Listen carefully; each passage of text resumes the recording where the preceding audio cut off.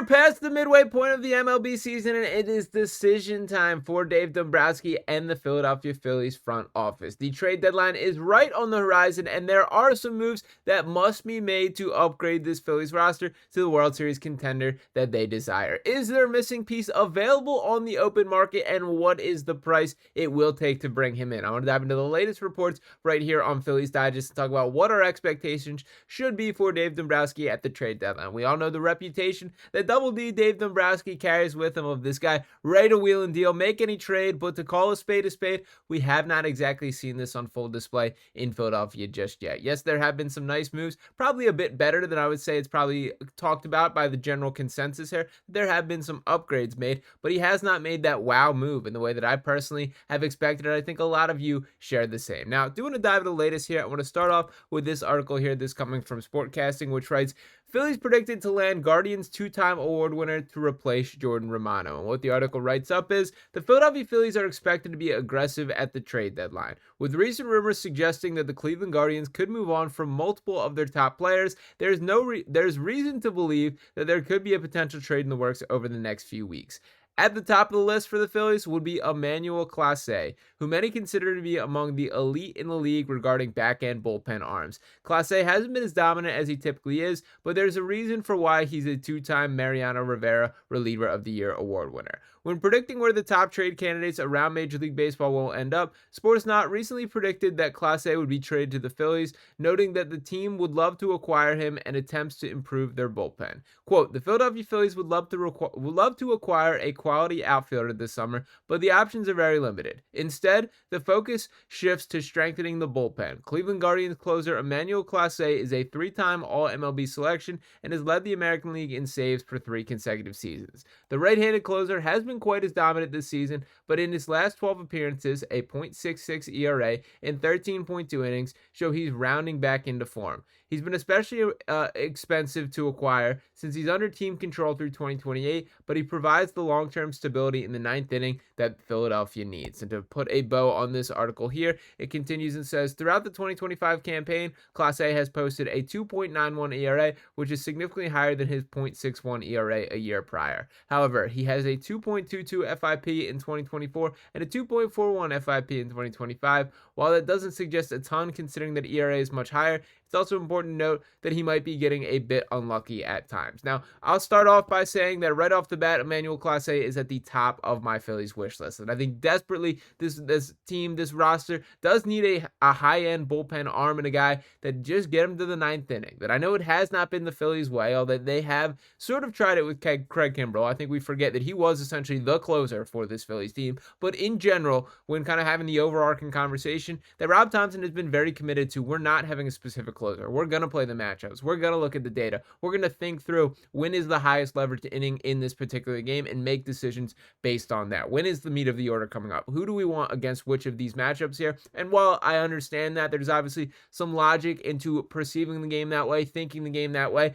I personally just think it should be noted that games are always going to be 9 innings. You got to play 9 no matter what. So you have to have one guy to shut it down. And yes, in theory, things can change. That maybe your lineup does break the game open and tally on 5 more runs in the bottom of the 8th inning, and all of a sudden this situation is a far less of a leverage or a lower leverage sort of outlook here. But I think it would do a lot of good for this Phillies bullpen if you can have a guy to close things out. And even while this article is talking about a ton of Emmanuel Clase struggling, I do want to put in reference how good he still has been and how much of an upgrade this would be from the Phillies' perspective. That across the 43 games that Emmanuel Clase has pitched this year, 43.1 innings, he's allowed just 1 home run, 43 hits, has struck out 42, still posting a 2.91 ERA and a 1.223 whip there. Just 27 years old, got two additional seasons of team control here. This would be a slam dunk trade. Now, the cost of what it takes to get him is where it gets complicated there. I do think the Guardians are ready to rebuild. I think that is kind of the intention of a trade comes together.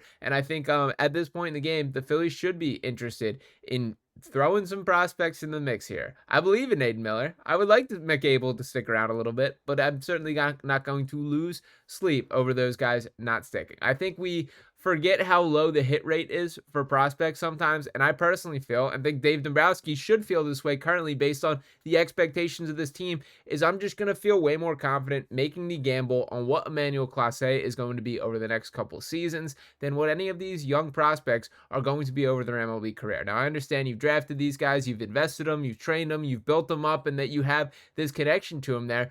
But if not going all in now, then when? That we have limited time with this Phillies core. Bryce Harper is getting older. Kyle Schwarber is going to be a free agent and can sign wherever he wants next season. Zack Wheeler hanging it up 2 seasons from now. JT Realmuto not getting any younger. Trey Turner has finally figured out how to hit a baseball on the East Coast here in Philadelphia.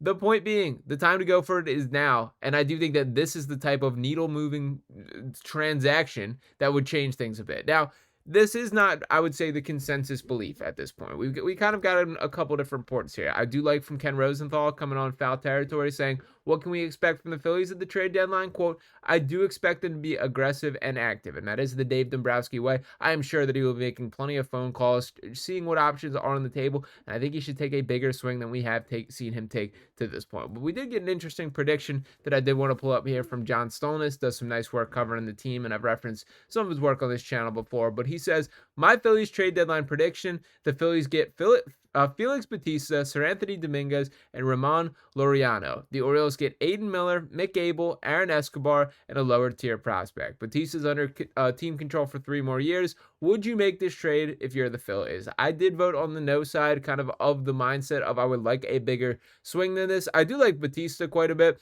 Seranthony Dominguez, we know exactly who he is at this stage of this game, and I think the honest assessment, if we want to keep it honest with ourselves here, is it wasn't quite good enough to be the elite reliever that we hoped to. There were stretches where Sir looked really good. There was also stretches where he kind of struggled, and there's a reason that he's no longer a part of this bullpen equation. If that is the transaction that goes down, if this is what we're walking away following the MLB trade deadline here, I'm going to be disappointed in Dave Dombrowski, man. There has to be more than this, that I need more of this. I need Dave Dombrowski to be looking at this Phillies roster and say, I'm here to prove why this team is capable of getting the World Series and giving them every possible option for how that can be the case. I do think that there is a legitimate case that outfield should still be the priority to upgrade, but I do think it's also fair to assess there aren't as many options on the table. You can constantly get high-end relievers or relievers on teams that are not performing well that they are willing to shop here, and that is the market that the Phillies should be investing in. I need some action from Dave Dombrowski. The clock is ticking. The trade deadline is right on the horizon. It is closer than I even imagined at this stage of the game, so need this